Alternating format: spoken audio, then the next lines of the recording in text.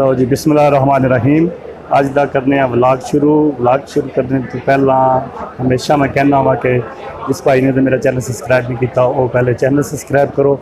मैं इस वक्त अज बिल्कुल आखिरी दिन और दावत वलीमा राशिद दा। और बाबर किधर गया है? अच्छा ठीक है, वो कितने गायब होया दूसरा महाराज।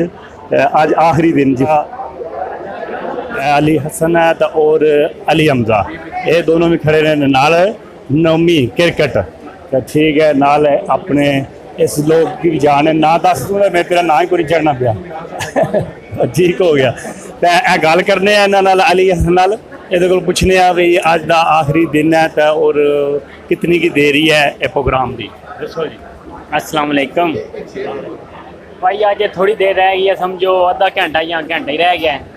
सीटिंग पूरी हो गई है, बस रोटी की देर है। यहाँ पीर साहब का खत्म आखन है तां वास्ते तो बाकी इंशाल्लाह जो आखिरी दिहाड़ा है तो ये भी गुजर जाएगा।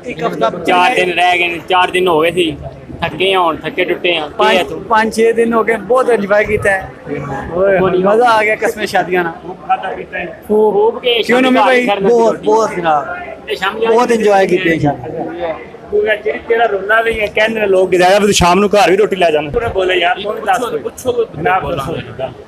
जी बिस्मिल्लाह जनाब जी अपने वलीमे दा आए हो कोई ਇਹਦੀ कोई गलबात दसो कैसा फील कर रहे हो? जी बहुत अच्छा फील कर रहे हैं, साढ़े तो ज्यादा तो भाई राशिद ज्यादा फील कर रहे हैं। अच्छा क्योंकि कल उन्होंने बारात सी तो उन्होंने बहुत ज्यादा इंजॉय किया। मौसम भी अच्छा सी, कल बारिश लगी सी तो मौसम बड़ा सुहाना सी। आज भी मौसम को नहीं ठीक, आज धुप ही है बाहर, आज बहुत गर्मी है। आज नहीं गर्मी है, एसी के बगैर गुजारा को नहीं आज। सही है इसको पूछने भाई एक काफी हार फंक्शन पे जाना है इसको साडा फंक्शन सही सी कि हो रहा है जेडे दो जने इन गौर नाल तक लो काफ़ी बहुत घट गाँव में नजर आने ज़्यादातर ये उन्होंने मैं नाम ही आवन लग्या सैपरल जी। हाँ सैपरल वैसे होंगे दोए माशाल्लाह। तो इन्ना की पूछने उधरों बाहरों आए ने वैसे कैसा है इंजॉय किया इन्हें जी?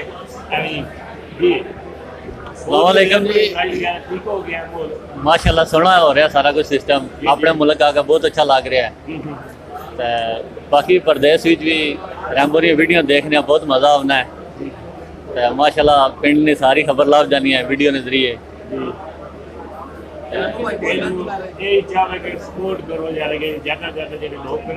ज़्यादा से ज़्यादा इस वीडियो को शेयर किया करो, लाइक किया करो क्योंकि बहुत मज़ा आना है वीडियो देखने।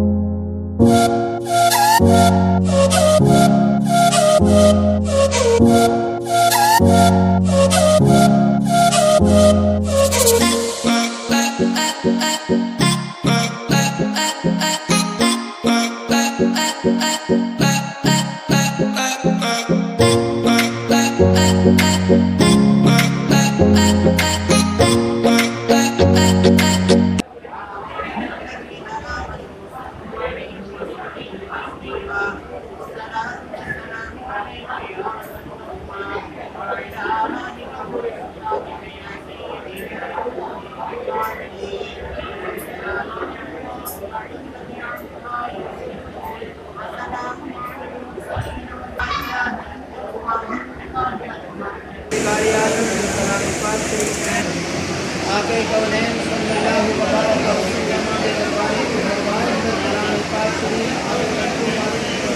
अपना फजल करम अपनी रहमत अपने अहले खाना के सामने हल अपना फजल अपना करम इस खानदान के सामने आके कौनैन सल्लल्लाहु अलैहि वसल्लम के इसमें मुकद्दस दवा का